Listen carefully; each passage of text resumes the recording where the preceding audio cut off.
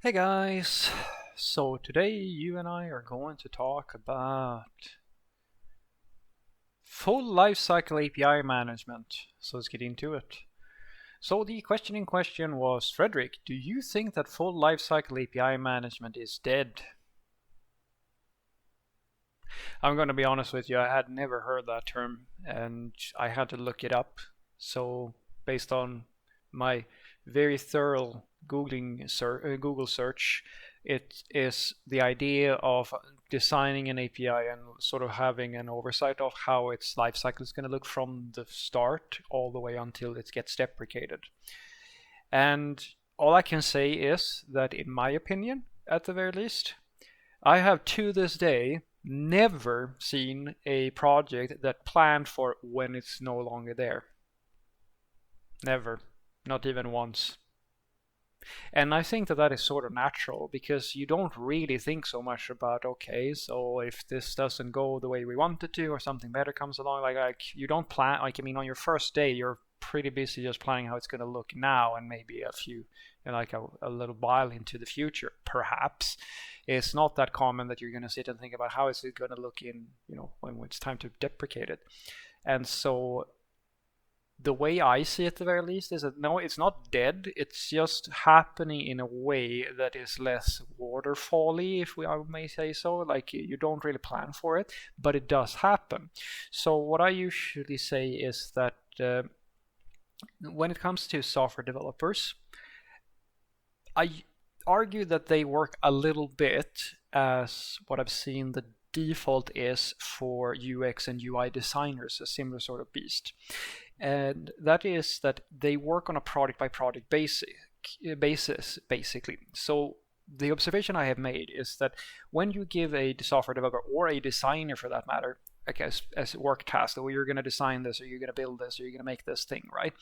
The first thing that they do is that they basically just look at that task as something that happens in isolation, and then they focus on that task. It's a little almost like cleaning, like you get told to clean to clean at your house, you're going to clean the kitchen or something like that, and then you just focus on cleaning the kitchen, and then when you're done you get the next task, and then you go and clean something else, or you build the next thing, and you build the next thing, and so forth and so forth.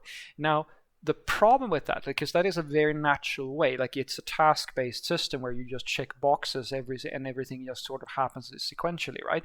The problem with that is that unless it's managed, and this is not just designers, like, I mean, I say product managers do exactly the same thing, and that's what they're supposed to not be, like, well, they're supposed to be doing it, but I argue that if you do things that way, and you lack a holistic perspective, in other words, you only think about, like, in isolation every task, and then you look at the continuity and how well all of these things flow together to create a whole, that is a very different topic.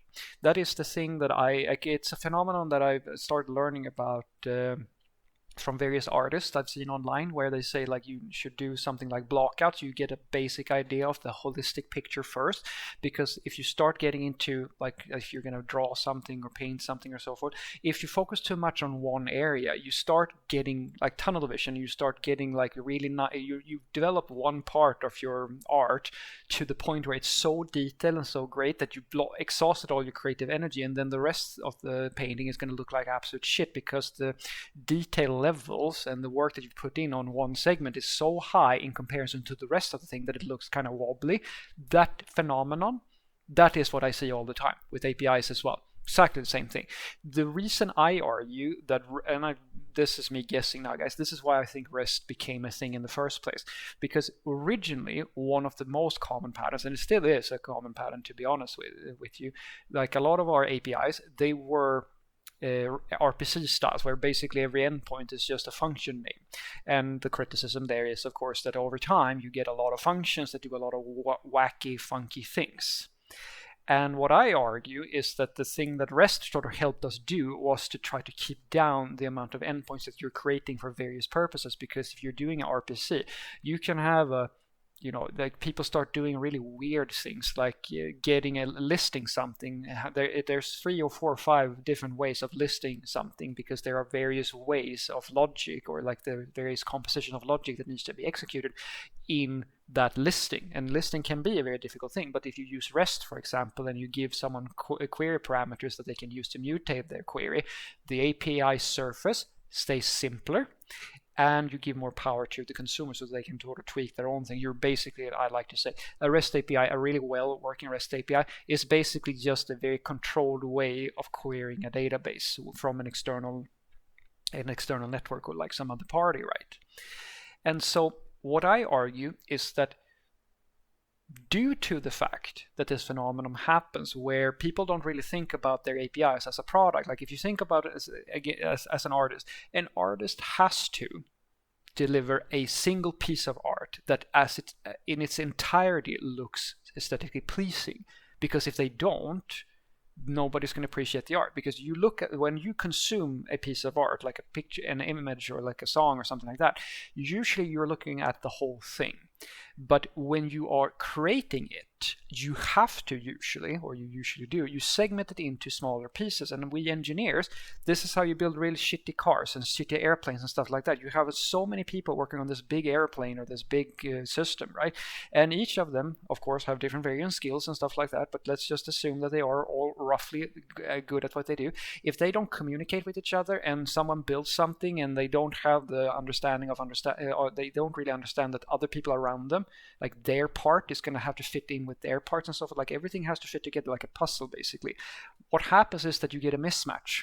Designers do the same thing, like where some parts of the designs look in a certain way and some parts look very different, or like that's why you create design systems, for example, so that people can be consistent across a large project. That is basically impossible to get in software developers.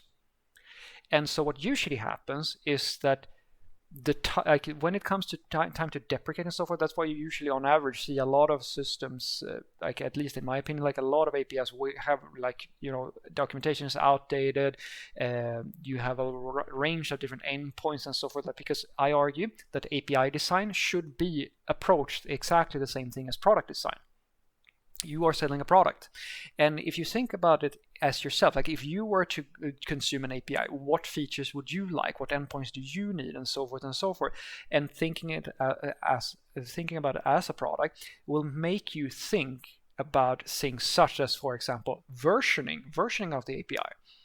Because deprecating an API or deprecating an endpoint and things like that, if you know how difficult it is to scale an API over time and not create any breaking changes and things like that. If you ever tried to build a commercial API and you learned through the painful way to understand what you need to, like how you have to design it on day one in order for it to at least be scalable and maintainable over time, then the end of the life cycle, like the deprecation, is fairly easy. The tricky part isn't to destroy the API, to close it, because basically that just takes a lot of time, because you have all these people who are using it and they need to be accommodated, because you can't just throw off the switch. The tricky part is how to figure out, how do I make sure that the interface, like the API surface that I've created, feels naturally intuitive and at basically and it can evolve over time without causing breaking changes or a lot of work for the consumers.